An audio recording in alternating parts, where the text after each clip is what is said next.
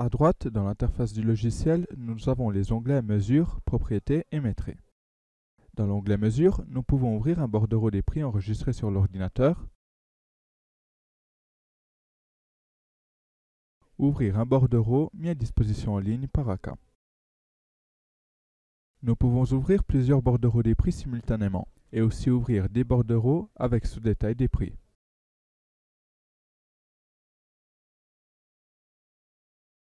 Choisissons donc un poste de notre bordereau des prix et glissons-le dans la zone en dessous. Nous avons la section pour le choix des entités à métrer qui s'ouvre. Nous pouvons sélectionner les entités de trois façons. Automatique depuis entité similaire permet d'identifier automatiquement les entités du modèle qui ont les propriétés similaires à au moins deux entités que nous avons sélectionnées manuellement. En sélectionnant une entité, celle-ci apparaît en rouge. Les autres entités du même type apparaissent en jaune. Le reste des entités sont transparentes afin de simplifier la sélection des entités du même type. En sélectionnant une deuxième entité, celle-ci aussi devient rouge. Toutes les entités similaires reconnues automatiquement sont affichées en verte. Faisons quelques exemples avec cette méthode de sélection. Nous pouvons sélectionner les parois du même étage avec la même orientation et la même épaisseur. Nous pouvons sélectionner toutes les parois avec épaisseur spécifique du même étage. Automatique personnalisé permet de sélectionner les entités en fonction des propriétés choisies par l'utilisateur. En sélectionnant une entité, nous avons la liste de ses propriétés qui s'affiche. Nous pouvons donc définir le critère de sélection en fonction de ses propriétés. Faisons quelques exemples. Sélectionnons toutes les fenêtres avec une dimension spécifique.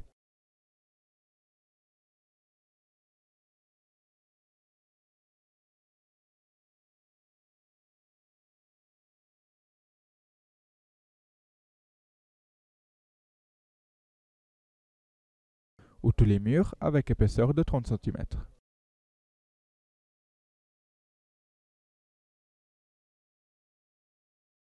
Enfin, nous avons la méthode manuelle, avec laquelle sélectionner manuellement les entités à métrer.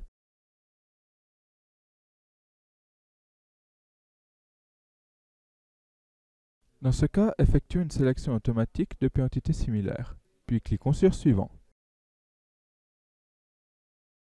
Nous devons maintenant définir la règle de mesurage. Tout d'abord, nous définissons un titre qui explique ce que mesure la règle, afin de la reconnaître pour éventuellement la réutiliser. Ensuite, nous indiquons la description qui sera utilisée lors du métré. Nous pouvons insérer du texte et des variables des entités, comme par exemple l'identifiant et le niveau d'appartenance.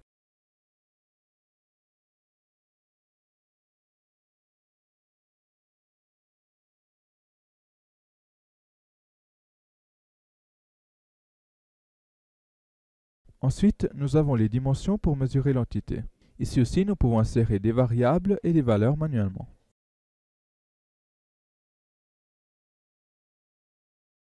Cette ligne de mesure peut être définie comme une détraction dans le total de la règle de mesurage.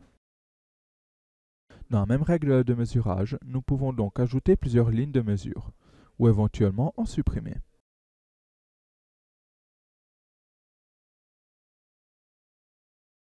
Ensuite, nous pouvons affecter la règle de mesurage à une WBS. Nous pouvons définir la WBS lors de la création de la règle.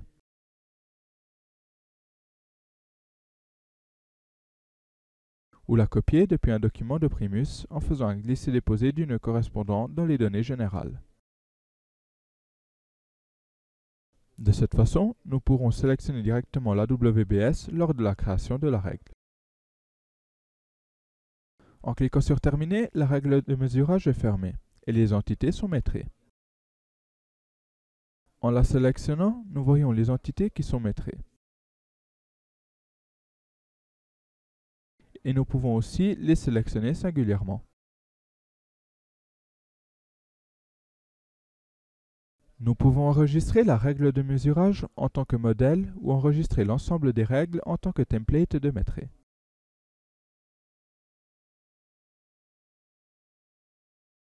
Si nous avons utilisé une méthode de sélection automatique, les entités du modèle IFC seront reconnues automatiquement lors du chargement des règles de mesurage. Nous pouvons remplacer à tout moment le poste utilisé dans la règle de mesurage. Il suffit de faire un glisser-déposer du poste sur la règle en maintenant la touche CTRL du clavier enfoncée. Le métré est automatiquement mis à jour en fonction de ce nouveau poste. Dans l'onglet Propriétés, nous voyons toutes les propriétés de l'entité IFC sélectionnées.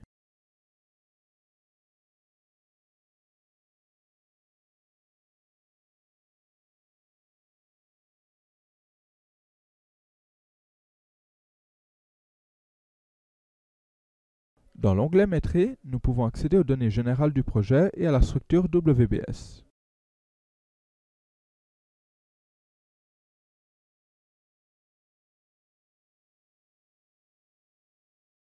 L'onglet Métré est divisé à son tour en 3 sections. Complet, qui affiche tout le métré avec les mesures de chaque entité. Ici, nous voyons effectivement les valeurs des variables que nous avons utilisées dans les règles de mesurage.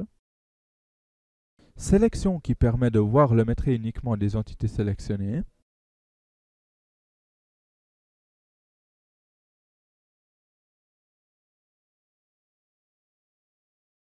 Bordereau des prix affiche les postes utilisés pour métrer les entités. Sur la droite de l'onglet Métré, nous avons les boutons pour imprimer le métré, l'exporter au format DCF, XLSX ou DocX.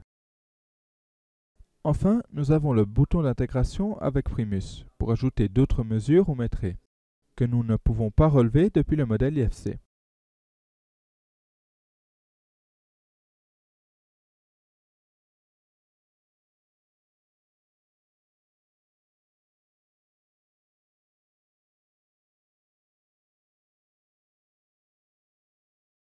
Les données que nous avons obtenues depuis le modèle dans Primus IFC ne sont pas éditables.